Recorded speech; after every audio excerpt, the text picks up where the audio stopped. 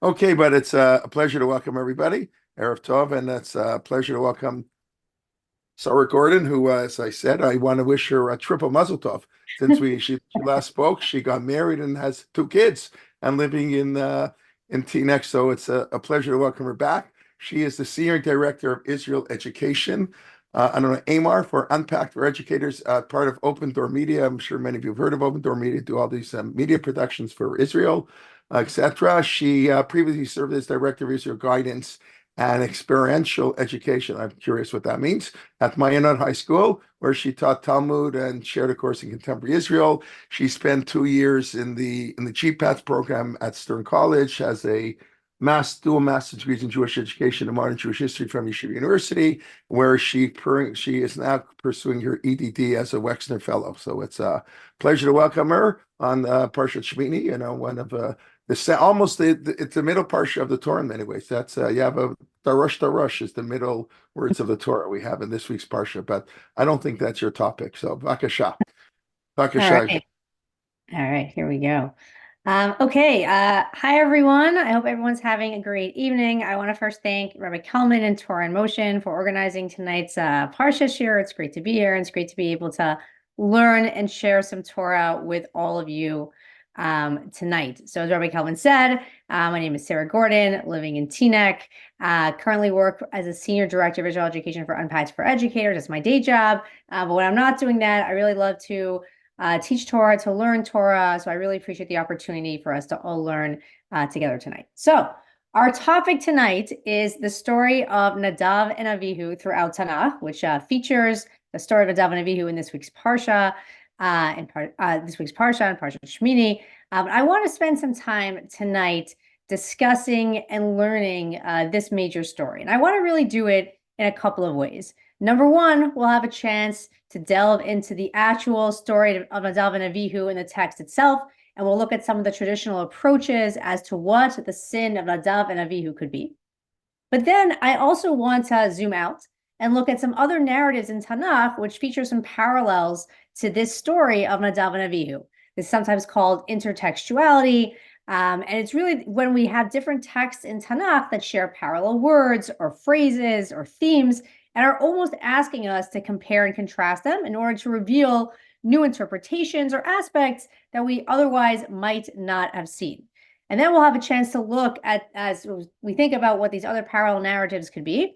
We'll look at the story of David and Uzzah in Shmuel Bet, occasionally read as the Haftorah for this week, but not this week because it's Parshat Chodesh or Shabbat Chodesh. But again, we'll see it's a similar story of celebration turned to mourning, where someone's death seems to, someone dies or is killed when they seem to cross a line, but it's unclear where.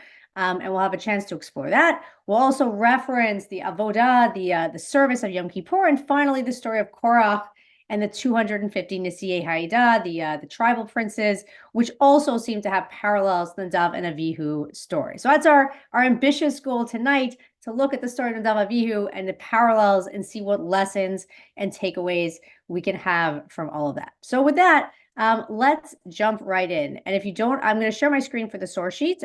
In case you don't have it, I'm just sharing it in the chat as well, if that's helpful for anyone to pull up on their own. And with that, we're going to start really with source number one, the key story from this week's parsha, the story of Nadav and Avihu. I'm going to read parts of it in Hebrew, but I'm going to translate in English, and you can follow along. And this over here is source number one. So again, the story starts off over here. We're coming off at the end of the days of all the different services that are dedicating the Mishkan, dedicating the tabernacle, and we end up here, Vayikra Perek Yod, Vayikra Perek Tet, with Nadav and Avihu deciding that they want to add something here to what's going on to the service. So we're told already, Pasuk Aleph, this is here in source number one, Vayiklu b'nei Aaron Nadav ve'Avihu ish machtato, Vaytenu bahen esh, Vayasimu aleha, Katoret, Vayikrivu lifnei Hashem ish zara, asher lo tziva otam. So Nadav and Avihu, sons of Aaron, they take their kind of, here it says censer, their fire pans, right? They put incense in it, and they bring this strange fire before God that was not commanded. Pasuk Bet, but it say ish mifnei Hashem v'tochal otam vayimutu lifnei Hashem. Fire comes down, consumes them, and they die before God. Pasuk Gimel, Vayomer Moshe el Aaron, Hu asher diber Hashem lemor bekrovai akadesh ve'al pnei kol ha'am echaved vayidom Aharon. Moshe turns to Aaron, attempting to console him, and says, this is what God meant when he says, I'll be sanctified with those who come close to me. And Aaron, as we know the famous line here, Aaron is silent. Aaron holds his peace. The story continues with the remaining brothers being instructed how to kind of carry these dead bodies out from the Mishkan. And finally, in Pasuk Vav, Moshe tells Aaron and the remaining sons to make sure that they do not take on personal mourning as they are Kohanim, but instead, and the reason why in Pasuk Vav, Pasuk 6, it says, V'lo tamutu, ve'al kol ha'edah yitzov, so you won't die, and so God won't get angry at the whole congregation. That line will become important later on. And your brothers, meaning the rest of the Jewish people, will mourn this terrible, burning that God has kindled, this terrible incident. So this is our core text, the story of Nadav and Avihu. And I want us to really just think a little bit about maybe what we've heard in the past, what possible sins could have been that Nadav and Avihu have done over here. And I want to really share, a few approaches to this before we have a chance to compare it to other people. So I'd love really just to hear what people have heard maybe in the past. What have you heard as to what the sin of Nadav and Avihu was in this text? And you can post it in the chat if you want. If anyone wants to give a live answer, raise your hand, or you want to just unmute yourself. I'm curious what you've heard in the past. Can I make a suggestion? Asher lo tziva, they acted independently. You're supposed, that's not, that in itself was the objection to what their behavior. Okay, great. Oren, come back to that, like they got, this was not commanded. This was going rogue. This was, they crossed the line here in that sense. I saw someone post in the chat, right? Perhaps they got too close to the Mishkan. I'm seeing also people said they were drunk, right? These are all interpretations that we're going to see. Arrogance, great. We'll get to that also. It's a hubris. So with that, before we jump into comparing the text, I wanted to try to organize all of the different commentaries. Everyone has different ideas as to what this sin, what did Nadav and Avihu do that was so bad that it merited this type of response from God. And I see another answer, right? Made fun of or wanted to supplant Aaron. Great. So I want to try to categorize these into three categories. And the first one, as someone said before, this is one of the, brought down by Rashi, is that they were drunk, that they were engaged in some sort of inappropriate behavior, right? You can look at source 2 over here. Rashi quotes Rabbi Yishmael, Omer, Shtui Yain Ichnasula Mikdash. They came into the sanctuary drunk, right? Teda she'achar mitatan, he's here notarim shelo yichnasu shtui yain lemikdash. And how do we know they were drunk? Because of smichut parshiot, right? Because of what exactly happens right after this. The story, we cut it off at Pasuk 7. And I showed you here in source number 3, the exact next Pasuk, Pasuk Chet and Pasuk Tet. Aaron is instructed by God to not enter the Mishkan intoxicated, right? So Rashi says, why warn, right after about drunkenness? It must be that they were drunk. Okay, that's our first approach. The second, and I'm going to kind of put a few different sources in this category, is that it was some sort of misdirected actions or hubris, that they had good intentions, they had, their thought was right or their intention was correct, but it was done in an inappropriate way that crossed a line. And you can't do that. You can't go rogue. And people mentioned this right before. And we see here, right, the Sifra, the Midrash really starts off in source number 4 and gives an interpretation over here. Vayikhu b'nei Aaron, the sons of Aaron took. What happened? Afhen b'simchatam. So too in their joy, they were overcome with the joy of the the whole dedication ceremony of the Mishkan. Kevan shira'u eish chadasha amdu le'osif ahava al ahava. This idea of they wanted to add ahava, love, to love. That God is bringing down this fire. Now they want to bring their own fire also. It's well intentioned. It made sense in their heads what they wanted to do. It was good intentions, but as Rav Hirsch explains in source number 5, you can't go rogue. You can't make your own decisions, especially when it comes to the Mishkan, especially when it comes to what God is commanding, right? And he talks about over here, Rav Hirsch in source number 5, that the very authority of the Kohanim comes from the fact that they're doing what God told them to do. So if you're not doing what God told you to do, you're going to lose that sense of authority. And I'll just read the underlined part, right? Self-devised offerings would be a killings of those very truths which our ancestors are meant to impress. We'll skip a little bit again, not by fresh inventions, even of God serving novices, but by carrying out that which is ordained by God. And we see this actually if we zoom out a little bit from our parak, right, which is happening over here. We're in parak Yud, we're in parak 10. If we zoom back to kind of parak Chet and parak Tet, chapter 8 and chapter 9, where we're told about all the other preparations and all the other services that are being done in the 7 days of dedication for the Mishkan, what comes up over and over again with all these different instructions, and I underlined it, for example, in source number 6, in Pasuk Lamed Vav, Pasuk 36, when Aaron and his sons are setting everything else up, what does it say? That they did everything, Asher Tziva Hashem Biyad Moshe. They did everything that God commanded, in the hand of Moshe. And it tells us again, they're doing more services. Kasher Tziva Hashem, right? Kasher Tziva Moshe. What Moshe commanded them to, like again, passing on God's commands. And this comes up over and over again. So again, almost highlighting that switch. This is Inesh Zara. This is not foreign fire. This is not done Kasher Tziva Hashem or Kasher Tziva Moshe, right? They're going rogue here. I see some questions again or comments in the chat, and we'll get to that. And the final one, I think, that gets to this theme of misdirected actions, or, they had good intentions, but they were crossing a line. There's a little bit of hubris. There's a little bit of arrogance there as well, to think that you can kind of make your own calls, right? And this is actually seen in the Gemara in Eruvin, and it comes up in the Midrash as well. Very interesting interpretation as to what Nadav and Avihu could have done wrong. And the Gemara here quotes Vahatanya, Rabbi Eliezer, Omer, Lo metu b'nei Aaron ad shehoru halacha b'nei Moshe Rabban. What was the sin? That they died because they issued a halachic ruling before Moshe, their teacher. They kind of made their own call. And it explains again, that like they decided that, there's this mitzvah to bring their own fire in addition to the fire that God is bringing down. But I think this second approach, we really see these themes of hubris, or they had the right intentions, but they crossed the line. I want to share one more, and then we'll have a chance to see how this reflects in some of the other narratives where we see parallels to this story. And this is number C over here before source 8, unchecked religious passion or an over-familiarity with holiness. One that would cross a line over here. I see someone wrote, right, they didn't respect boundaries. And I think this is reflected in this approach as well.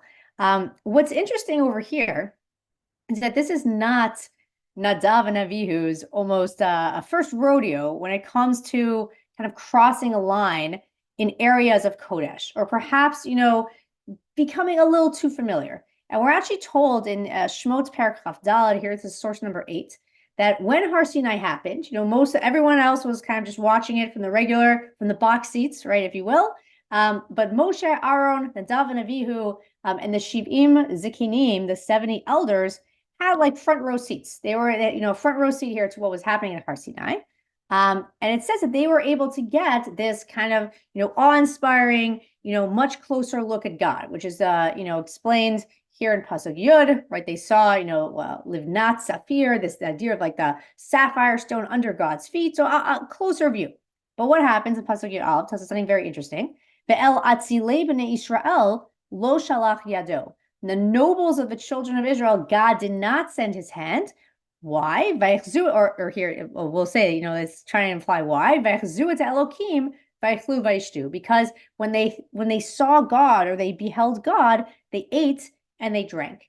So different commentators share that it could be when Nadav and Avihu here, the fact that it says that God held back his hand implies that God was going to do something. God was going to strike them. This behavior of kind of eating and drinking when you're watching this amazing experience of God and from these very close up was inappropriate. God held his hand back then and didn't do anything. But when Nadav and Avihu do almost the same thing, then they're struck down. And perhaps here what that could mean by the same thing is this idea of there's an over familiarity, with Kodesh, with something that's holy. That over here, and on one hand, you could see a certain positive element to it, right? Nadav and Avihu are so comfortable in the presence of God that they eat and drink. They're so comfortable in the Mishkan, they feel they can kind of enter, and it's not a place that they're nervous to enter. They can enter in, they can bring the Ketorah, they can bring this new fire, and there's this big comfort level. But at the same time, that's inappropriate, right? Getting kind of overwhelmed or what's, getting so into everything that you decide, a little bit of parallels here to the previous approach, that you're so comfortable here that you can kind of innovate, or you can, are just so comfortable in holiness that you lose that little sense of awe. That was crossing a line. It's interesting. You could think of like parallels, right? It's almost like you could think of like the rabbi's kids, right? Running through the shul, right? I wanted this to be like we want people to be comfortable in Kodesh. And I think about this a lot. When I was an educator, when I was formerly in the classroom, we used to discuss amongst my colleagues and I, we want this experience for our students where they feel very comfortable, with Torah, with what we're trying to do, with, closeness to religiosity. But at the same time, you also want the awe. You also want that boundaries. And how do you kind of balance between the two? But perhaps here, this is a little bit of the problem, the Nadav and Avihu, of this being a little bit too comfortable, just like they were at Har Sinai. They cross a line, and God is saying you have to kind of step back. Okay, so we saw the three approaches over here of what the sin could be, different categories.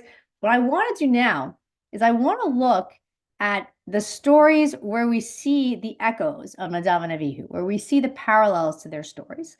And as we go through it, I want us to think about what the parallels are, what are the differences, what are the similarities, and we'll see through zooming in on how these stories compare and contrast, that it can give us some additional insights on Nadav and Avihu, or perhaps on these stories, that if these stories are written almost echoing certain themes within Nadav and Avihu, especially now that we've thought out what the different approaches could be for what Nadav and Avihu did wrong, how can we maybe apply that to fully or better understanding those other narratives? So that's really where we're headed. Okay.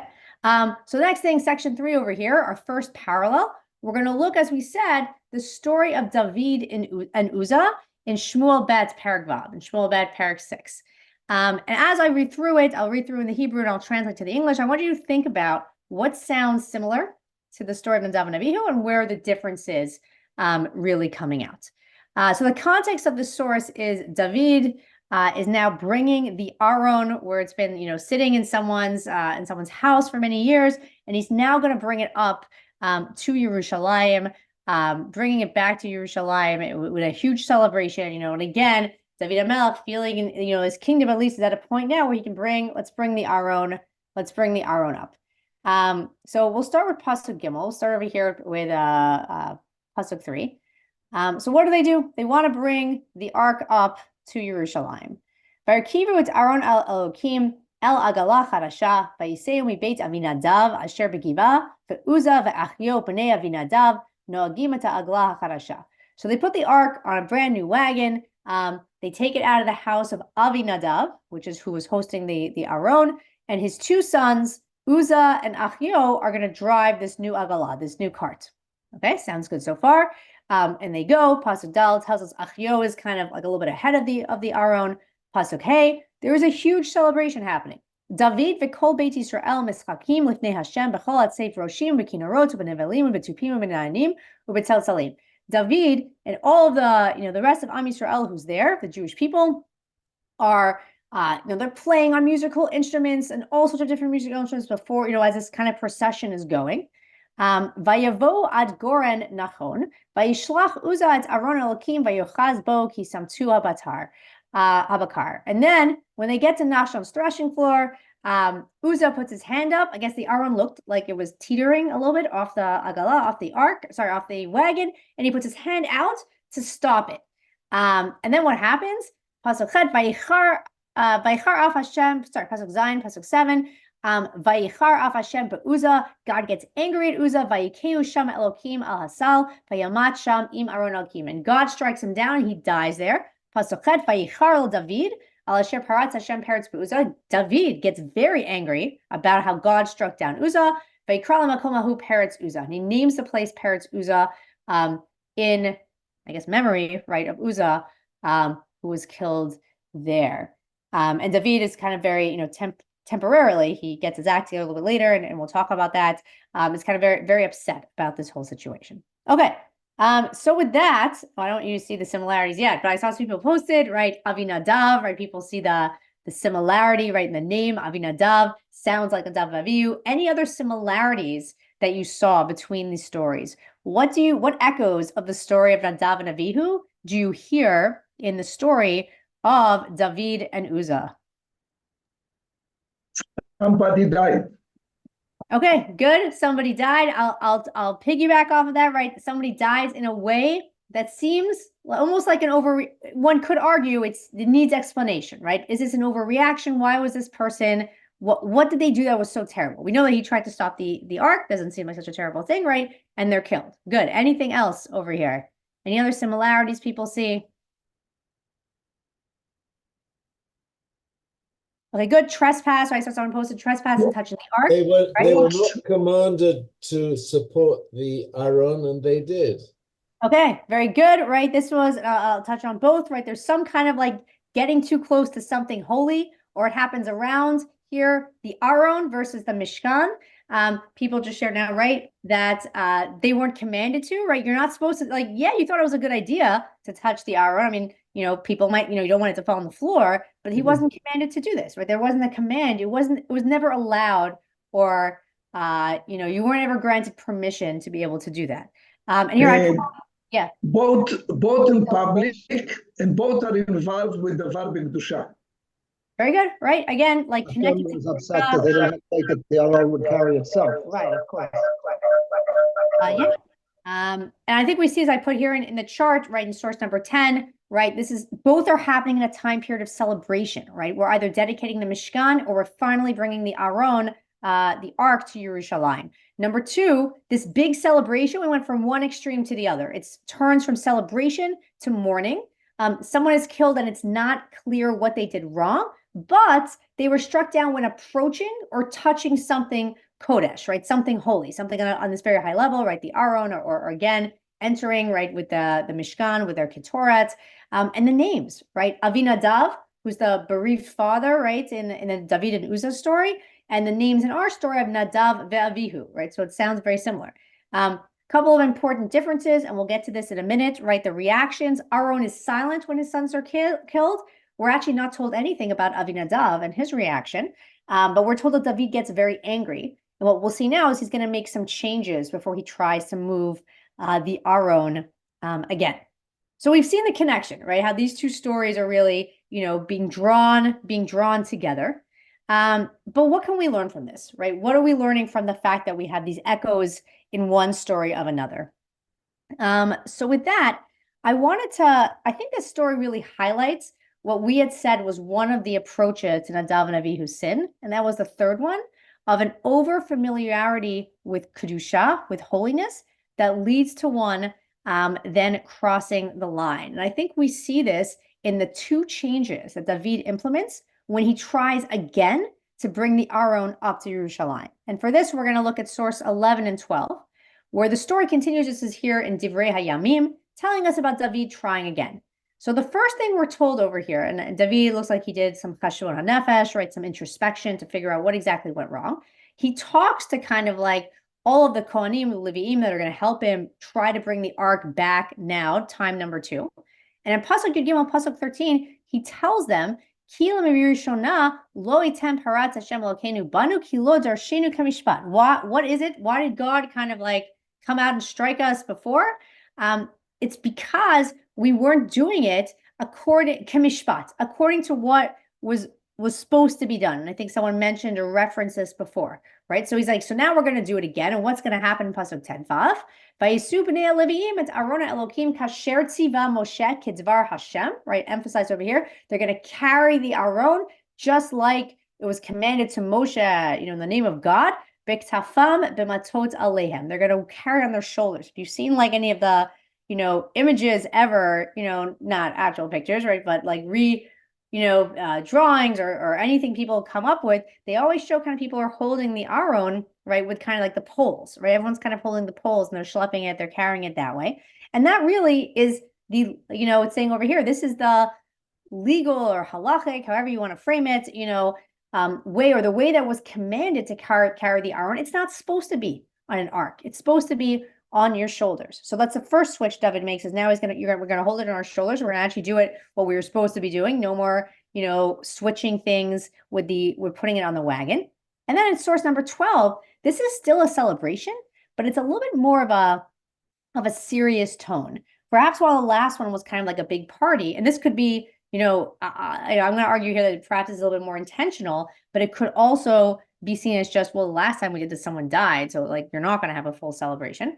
But what they do over here, if you look at Pasuk, source number 12 over here in Shmuel Bet, first it tells us in Pasuk 13, Vayihi ki tza'adu nosei Aron Hashem shishat tza'adim, vayizbak shor mari. Every 6 paces, this must have been a very long procession, they would sacrifice, they would do a korban. They would have a sacrifice. And Pasuk 14, David is still dancing, as much as he can before the procession. But it tells us in Pasuk 15, but David v'kol beit Yisrael ma'alim et Aron Hashem b'truah b'kol shofar. But instead of last time when we're told of all the different musical instruments that people were bringing, now we're told it's the shofar, right? So I think there's a little more of a seriousness, of a solemnness over here that we see in this procession. It's more controlled, it's more tempered. And I think here what we're seeing is it wasn't just Uzzah's fault, right? That he kind of put his hand out to steady the ark.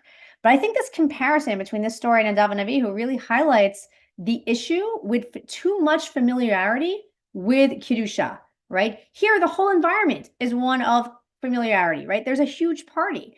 And once you're saying that we're having this huge party as we take the Aron to Yerushalayim, then it's fine. Listen, if the Aron's slipping, we're just gonna stop it from slipping, right? You don't have that tremendous feeling of awe.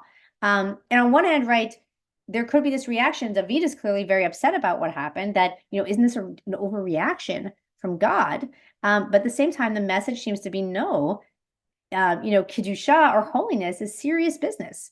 And this more relaxed atmosphere led to Uzzah thinking this wasn't a big deal, but it was a big deal. And he pays the price. I think we see the same thing, right, with Nadav and Avihu. This first by Har Sinai, this comfort with eating and drinking in the presence of God, thinking that they now have open access to the Mishkan. And David here is doing a tikkun, right? He's trying to fix this by tempering the celebration. And now we're going to do it the way we were supposed to. And I think that's people mentioned that also in the chat, right? Another way, another parallel perhaps, right? And Nadav and Avihu kind of crossing the line, maybe good intentions, but again, not doing what God commanded. And here, David saying, well, let's check. What does it actually say to do? We're putting the Aron on our shoulders, not a wagon, and making those changes. And I think this leaves us really with this question that, and I think it's a broader question, perhaps in Jewish education in general. How do we balance? Because I saw someone just posted, right, would it be better to let the Aron fall to the ground? It's a good point. It is interesting in text. It doesn't seem to say that the Aron was in danger of falling, just that the oxen kind of stumbled a little bit. And there was this, and that's a good question. And I've wondered that also. I think here, perhaps it wasn't in danger, actually of falling, but it was almost no, we're good. I'll just put my hand there, and even just doing that, perhaps coupled with everything else kind of going on with the atmosphere, God felt there needed to be a pedagogical point that was made, but it's a challenge. Right. And I see people posted, right, that both had good intentions, right? Interesting here also, right, with Gan Eden. I see someone brought that parallel, and that's very interesting as well. And I think here, right, there's this idea, it's really this idea of how do we balance it? How do we temper it between the boundaries, but also feeling comfortable with wanting to approach Kiddusha? We'll come back to this, but I wanted to share one, and we'll see this theme in a different story, but I wanted to just share one final idea about the parallel between David and Uzzah, Nadav and Avihu. And this is a beautiful idea brought by Rabbi Alex Israel, who talks a lot in this, and I linked his article over here, source 13. Definitely feel free to read the whole thing. It's really excellent. He goes into a lot of these parallels. And he really takes another aspect of the comparing and contrasting, and that is the different reactions that David and David and Aaron have to this tragedy that befalls them. On one hand, we know Aaron was very silent, and David over here is spurred to act. He's spurred to make changes that are going to fix things, for next time. He continues, and he also and he gets angry at God as well for kind of what happened, or he gets angry in general about what happened. So again, what Rev. Alex Israel does over here is he says that kind of by looking at the differences between these two reactions, we're really being given two models over here for approaches to tragedy. Aaron, who withdraws and is silent, and David, who's angry at what God does, names the place, tries again, and rebuilds. And he connects this to two responses that we can have after the Shoah, after the Holocaust. I'd like to extend it a little bit to where we're at, kind of at the Jewish people today, post-October 7th as well. And I'll read just a couple of excerpts from this. So if you look at source 13, and I underlined it over here, the two responses that we have read, this is the second paragraph, that of David and that of Aaron, should serve as worthy paradigms in our thinking about the Holocaust. On the one hand, silence should pervade in our response to the overwhelming tragedy of the Shoah. Silence due simply to our incapability to even grasp the enormity of the suffering, cruelty, and loss that is the Shoah. I'll skip to the end. Words cannot give any comprehension, so we mourn the loss we do not comprehend. We are silent. And yet, David throws us in another very different direction. David HaMelech says, let us rebuild. Let us continue to stride upon that royal path to bring God's name to Jerusalem. Let us tenaciously continue despite the inexplicable death. Let us rise above it, carry our Torah shoulder high with a fanfare to Yerushalayim. That's David's response. Action, persistence, soul searching, and rebuilding. So I love this quote, and I love this excerpt. And I think there really are, these two kind of approaches or reactions to grief. And it's a tragedy. And I think we're shown both of them as two models that can be employed, right? And this, connects very well to the Shoah, to the Holocaust. We have Yom HaShoah coming up in a few weeks after Pesach. But at the same time, I think we can connect it even now, post-October 7th, when we're all struggling with this sense of personal and national grief. It can feel very meaningful to reflect on how we toggle between these poles, between the Aaron pole and the David pole, right? There's the silence, the horror, and not even being able to process it and to have a reaction, right, to everything that happened on October 7th. But there's also being spurred to action, right? You think about all the different solidarity trips that are going on, all the volunteering and the chesed that's being done in Israel. I read an article recently that said that despite everything that's happened and how many residents have been pushed out of the South or evacuated from the South, there's large interest in lots of new people wanting to move to Otzef Aza, right, to the surrounding communities in the South, and wanting to rebuild and wanting to build it up. What is the tragedy that David HaMelech is, as it were, celebrating in contrast to Aaron? I don't understand. Yeah.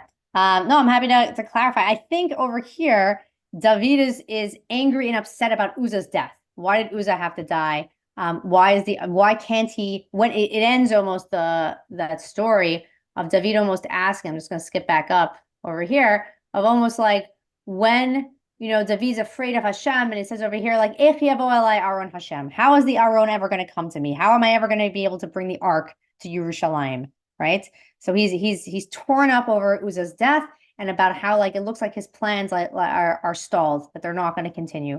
But he doesn't give up, right? And he says, okay, despite the tragedy, we're going to name the place after Uzzah, and we're going to keep going. We're going to try again. And this idea of like kind of rebuilding as a foil for the silence, and perhaps both over here are necessary. Thank you very much. Yeah, of course. And with that, so that's kind of our first story and what we can learn, I think, from the parallel to David and Uzzah. I want to jump to another story that has some, echoes over here of Nadav and Avihu, and that is the Yom Kippur service, the avodah that is done on Yom Kippur. Which happens a few chapters later. We were in chapter Yud, chapter 10. Now we're jumping to chapter 16 in Vayikra. And over here too, we're going to see over here that Aaron is told, and it's going to use the language of after the death of his sons, of Nadav and Avihu, that he can't enter the Kodesh, he can't enter the Holy of Holies, right, whenever he wants.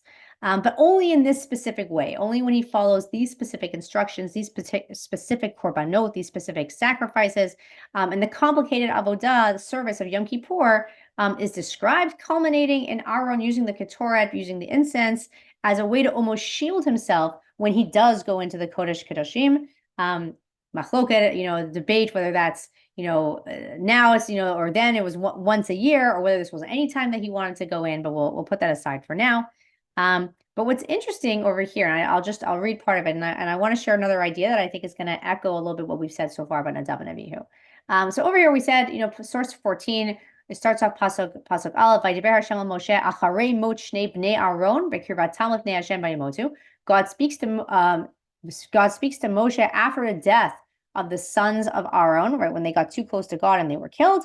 And Hashem tells to Moshe, tell this to your brother, to Aaron, Al yavo b'chol eit el hakodesh mi beit leparochet el pnei kaporet asher al Aaron v'lo yamut. You cannot go whenever you want in front of the Aaron. But Pasuk Gimel, bizot yavo Aaron el hakodesh. This is how Aaron should go and and enter like the Kodesh, enter like the Holy of Holies. And it gives you the whole ceremony, right? Ending over here with using the Ketoret to go in. So I think what's interesting over here, and this is what I wanted to point out over here. I'm going to quote Rabbi Yair Khan from Yeshivat Har Etzion, who has an interesting explanation here as well. If this is told, if these instructions of the Holy Yom Kippur service or how to go into the Kodesh are told to Aaron in the wake of the death of his sons of Nadav and Avihu, why is there a 6-chapter delay? Right? We're told the story of the sin of Nadav and Avihu. The whole story happens in chapter 10, right? Chapter Yud. Then we have, a whole 5 or a 6-parak break over here, 5-parak break actually, until we're told of the Yom Kippur service. And we're interrupted in these two kind of between what happens with Nadav and Avihu, and then when Aaron is told how to fix it, like here's in the future how to go in. So what happens to your sons won't happen to you. And we're told about all these different chapters that talk about different types of impurity, whether it's forbidden foods, whether it's when a woman is a yoledet and she gives birth and the impurity that she's in temporarily, whether it's tsarat on houses, on our clothes, on our skin, all the different types of tuma that happen when people are ill or people who are in nida, right? Whether it's, over here, like someone who's a zav or a nida or a zava, and all these different paraks, that perhaps we skip over a little bit when we're learning the parsha. Why this break? So Rabbi Khan really explains beautifully over here that there's a real reason for this. The break in the chapters is to highlight or emphasize for us the difference between human reality and divine reality. Now, if we're talking about the tikkun, the way that Aaron can fix what happened with his sons for the next time that he has to enter and make sure it's being done in a legitimate way, in a respectful way that's going to not have him, struck down, or for future Kohen Gadols, he really needs to, you first have to have that break over here of these different chapters for us to really understand the difference between human reality and divine reality. Right? For humans, and tuma is not always negative. Impurity is not always negative. It's just a reality that happens sometimes, when we're living our daily lives, right? People are having kids, their life cycles are moving on. All of these different aspects, but it's very, very different when we think about, what happens to God. And they want us to have this type of kind of introspection to realize this huge chasm that exists between humans and God. And we see really there's these two extremes, right? On one hand, Nadav and Avihu felt that closeness. They wanted to add ahava to ahava, love to love. They wanted to cross all the lines to just get close to God. Now, with Aaron, we're being told, 6 chapters later, after we can reflect on this, hold back a little bit. It doesn't mean you can't ever go before God, but there's a way to do it. There's a system, there's rules to follow, and realize and appreciate with these chapters about impurity in between that you as a human are very different than God. You're not equals. You can't go in whenever you want, right? There has to be that awe. There has to be that space, that acknowledgement of space. I'll just read this over here, right? The underlined part in source 16, from the beginning of Vayikra up to the revelation of the Shechina, God's presence, right? On the 8th day, the Torah addresses only one aspect of religious experience, the possibility of coming close to God. And he talks a little bit about what happens in Nadav and Avihu and how they're struck down. The next part that's underlined in this context, the parshiot, right, or the chapters relating to various types of ritual impurity come to emphasize the other aspect of religious experience and to teach us about the infinite abyss that separates between human reality and divine reality, right? In the last line, mortal man mirrored in impurity cannot come to God without the laws of purification that God himself commands.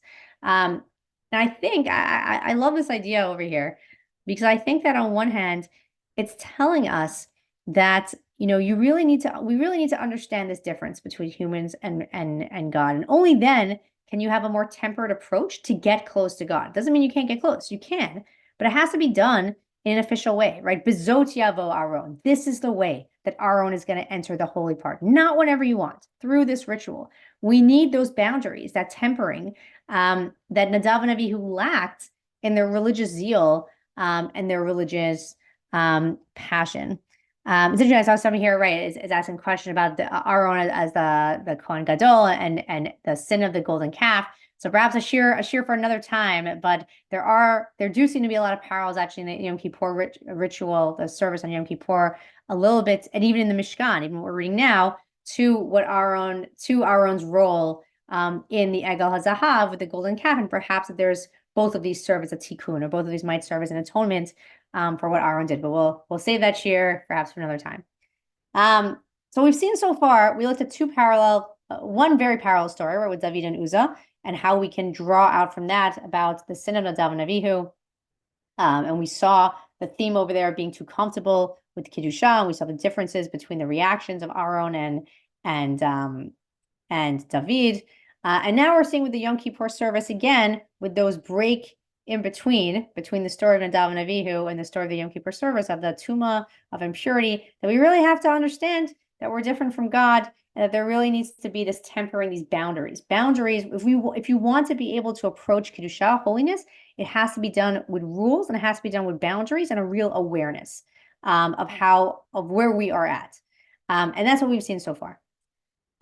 With that, I want to look, for the time that we have left, at one final textual parallel, one other story that really has a lot of kind of echoes in it to the story of Nadav and Avihu, and that is the story of Korach and the 250 Nesi'ei Haida, Korach and the 250 tribal leaders.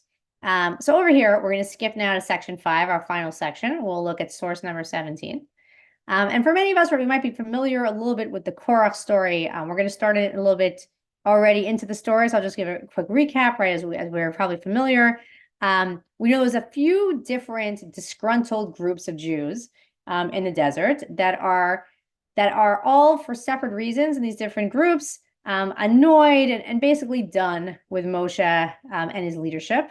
And Korach manages to kind of unite all these different factions that all have their different agendas and their different complaints into kind of a conglomerate of rebels, that are done with Moshe, for lack of a better term. And it comes to whether it's because Moshe didn't get them to Israel, whether it's because we're all holy, we all should have a place in it. But there's always different groups. One main group is led by Datan and Aviram, right, who come up as like the continual bad guys kind of in Tanakh, like the rabble rousers. And now we have another group, which is what I want to focus on, which is the 250 Nesi'ei Haida, the 250 kind of tribal leaders or princes, of their tribe. And they're the ones over here. This is the group that I wanted to focus on. So as we know, Korach has kind of brought both groups, and they've complained, they've given all their complaints to Moshe. Moshe is basically done with all of this complaining at this point by the Jews. We're at the point where everyone in this generation has been, doomed, kind of told they're going to die in the desert. And here's Moshe's reaction to that. Moshe decides, all right, you think that you can do better. You think that everyone's supposed to be holy. We're going to have a showdown. And this is the showdown that he suggests. So in Pasuk Tet Zayin, right, he speaks to Korach before God, right? And he says, tomorrow, all of you, before God is what he tells the people, like tomorrow, all of you are going to come lifnei Hashem, before God and before Aaron. Pasuk Yud Zayin, Pasuk 17. Vaikru ish machtato. You're each going to take your fire pans. V'natatem alehem ketoret. You're going to put incense in it.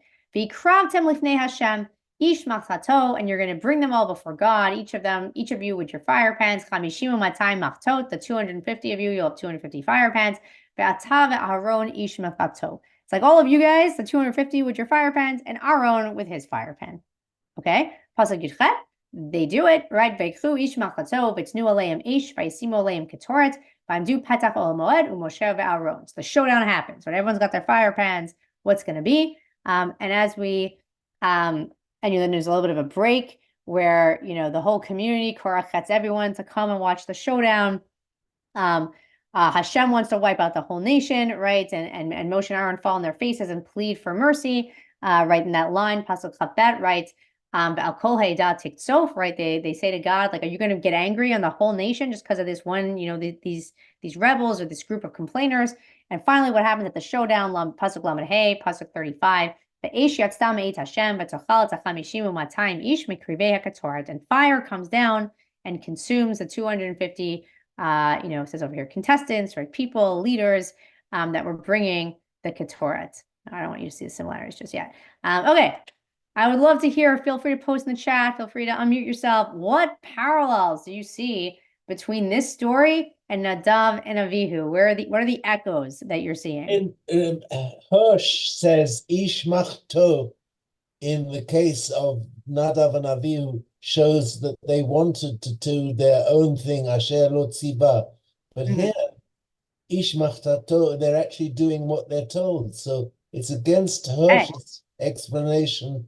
A very good point, right? This is a showdown that's commanded, right? Not a showdown this is a showdown where they're told to actually bring the Ketoret, right? As opposed to Nadav and Avihu, where it's totally of their own, initiative. Here, it seems to be they're fulfilling a command. That's going to be a big difference that we're going to see for sure. Anyone else? I see someone write another story where Aaron is involved, right? Aaron's a big part of the story. Both of them passed away in a different, strange way, not in a natural passing away. Very good, right? We know they're struck down by fire, right, in both. And that's an irregular death. That's not usually what happens to people, for sure. Anyone else? Any other parallels? Right? I saw someone wrote, right, alien fire in their own fire pans, right? And we'll talk about the almost exact language of what's described, right, of what they did. Anyone else? In this case, Hashem is telling Moshe and Aaron that he's going to annihilate them, the people who gave the incense. But in the other case, it came as a complete surprise. When the two boys, nobody knew it was going to happen. Yeah, good. And we're going to get to that soon. I think that's going to be a very important point of and as someone mentioned right before about the idea that this was commanded, right? Then they know this was everyone knew what was going to happen here, right? They knew assumedly what happened with Nadav and Avihu, like this was commanded, and at least us for sure as the readers know. And on one hand, if we think about it, wouldn't they have known also the 250? Ostensibly, they were warned, B'mechubadai ekadesh. That was a warning in Shmot that this might happen. So that's what we've just heard is not necessarily correct. I hear that. I mean, I hear that. Crossing boundaries, crossing where you're supposed to be, and trying to move up or not being in line with really what your station in life should be. Almost like I think almost like we saw that reflected in where the sins of Nadav and Avihu, almost like a hubris, right? Like I'm trying to move up beyond my status, or what my status must be, for sure. And I'll just for the sake of time, we'll just to continue. So I put some similarities and differences over here, right? In both stories, right? The similar language, ish machtato, vaytnu bahem ish, vaysimu of ketoret, right? The fire pans and the incense, and they are putting they're putting the fire kind of like in their little fire pans. In both stories, it uses the line "Va'al kol ha'idat tiktzov." Should God get angry at the whole nation? In the Nadav and Avihu story, Moshe uses that line when he warns Aaron and his sons to not mourn because everyone else is going to mourn. He's like, and if you do that, God's gonna don't do that because God's gonna end up mad at everyone because of you. And here, Moshe kind of uses it in Aaron as like a defense of the Jewish people. Like some people are messing around and being rebellious, but you're going to strike down everyone. The fire that comes down from heaven, right? People mentioned, right? Also, this regular death, crossing lines, boundaries. But the difference right over here, the Nadav and Avihu choose to offer Ketoret. Well, the 250 leaders are again, I don't know if commanded, but are told, like, all right, you want a showdown on who's holy and who's chosen and who's not. Like, here's what to do. There's more direction. It wasn't initiated by them. Okay, we've definitely seen the connection between the two stories. Why are there these echoes here? What can we learn from the echoes of Nadav and Avihu that we hear in the Korach story? So for this, I want to quote, and I'm going to try to flip it actually a little bit. But Rav Amnon Bazak, another teacher at Yeshivat Har Etzion, who's really a master scholar in Tanakh. I encourage everyone to basically read everything that he's written. He's really excellent. So he talks about how the connection or the parallelisms between the two stories are really drawing on us to kind of learn something from one story that we can apply to the other. Okay, so what does he feel that is? he says that, and I'll read the language for us. He says that, in both cases, you might have thought that the sinners, quote unquote sinners in this case, acted out of positive motivation, right? They wanted to participate in worshiping God. Nadav and Avihu wanted to play a role in the dedication of the Mishkan, and Korach and his men wanted to share in the roles of the Kohanim, of the priests, and the leadership of the people. Yet, and here Rav Bazak says, that is actually not the case, and we learn that from this parallel. Yet I'll go back to reading the underlined part, yet our Parsha makes clear that Korach and his men rebelled out of self-interest and merely cloaked their claims in the ideological argument that a holy nation has no need for leaders. From here, we can infer that Nadav and Avihu were also motivated by self-interest and not just by a desire for greater holiness. So what's fascinating here is where Bazak says that what do we learn from the line, the connection between the two stories? That since we know, and he starts with this assumption, since the assumption in the Korach story is that everyone who's complaining, whether you're Datan v'Aviram and their party, or you're the 250 Nesiei Ha'edah, right, these tribal, princes over here who are also complaining, we know from the Korach story, the theme is that people, and someone mentioned this before, that people are motivated by self-interest, right? Are they really bothered about the fact that everyone's not equal, or are they bothered by the fact that they're not equal, right? And Rav Bazak says, and if we know in the Korach story that they're motivated by self-interest, and now we have this parallel to Nadav and Avihu, we can learn in the story of Nadav and Avihu also, as much as the classic approach, right, is, they had good intentions, but they crossed the line, and they just wanted to get close to God, but they didn't follow the rules. Maybe it's not such a charitable read. Maybe this parallel to the 250, people who are teaming up with Korach shows that there was also a little bit of a self-interest there, something that maybe even goes beyond a little bit of hubris, right?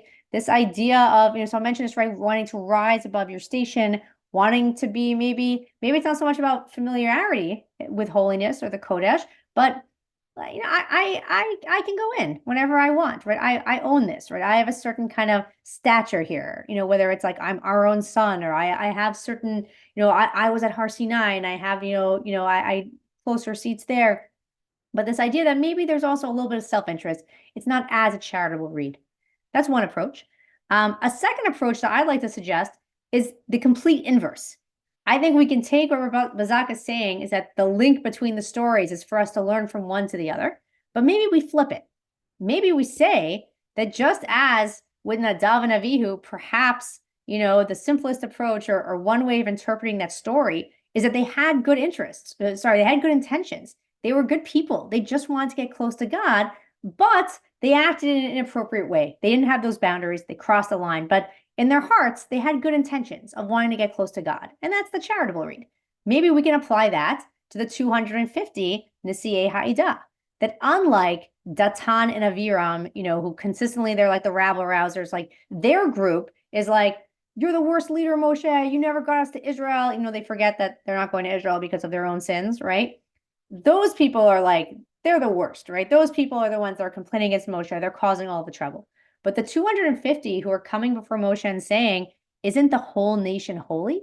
Maybe it's a much more charitable read of this group. Maybe this group really are these, equal opportunists who just believe that everyone should have opportunity to get close to God and to be holy. Like they want to be like a Nadav and Avihu in like entering them, being able to get close to God whenever they want.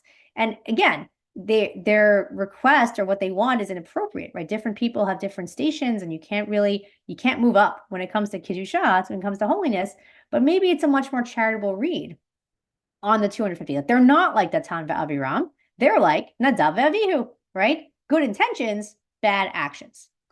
That's the second approach.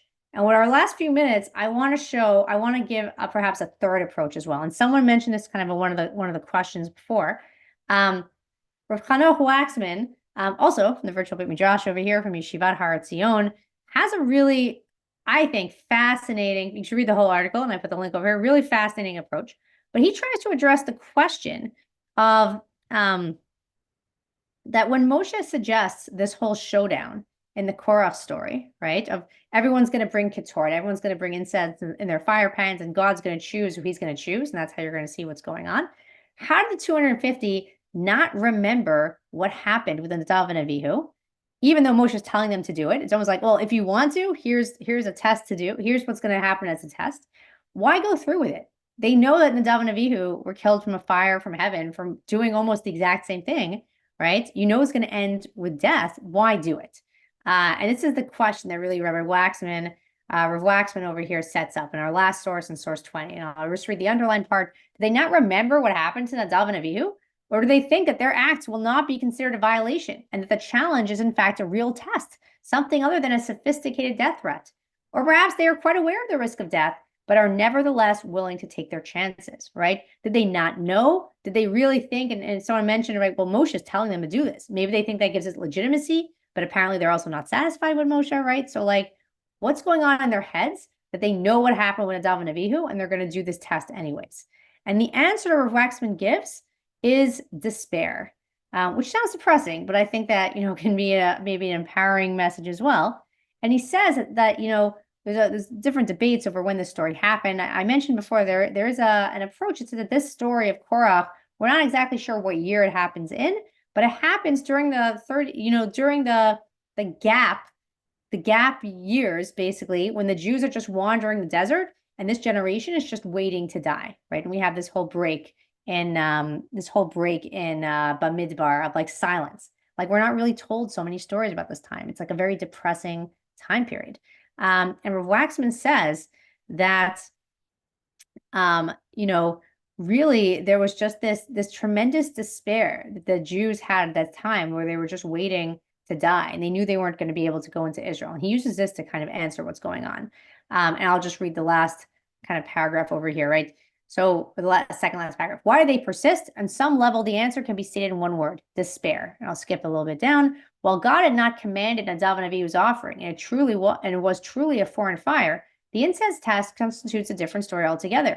It is commanded by Moshe and will surely not result in divine wrath. And that's kind of like the story that they're telling themselves, when really maybe the test was that they should have kind of backed off. This was like, remember what happened to Nadav and Avihu when they crossed the line, right? It's the same, it's the same thing. If you think you're better than Nadav and Avihu, go for it. But really, they should have kind of stepped back and didn't do it and not do it. And I'll just read the last paragraph over here. Moreover, under the influence of despair, how hard would it be to engage in false hope? How hard would it be to imagine if just for a minute that maybe Korah, Datan, and Aviram are right? And finally, I'll skip a little bit. If they do indeed die, which fate is worse, to die on a journey to nowhere or to die in a quest for the divine, engage in his service, sanctified like Nadav and Avihu, as Bikrovai Akadesh, as in I will be sanctified by those that are close to me.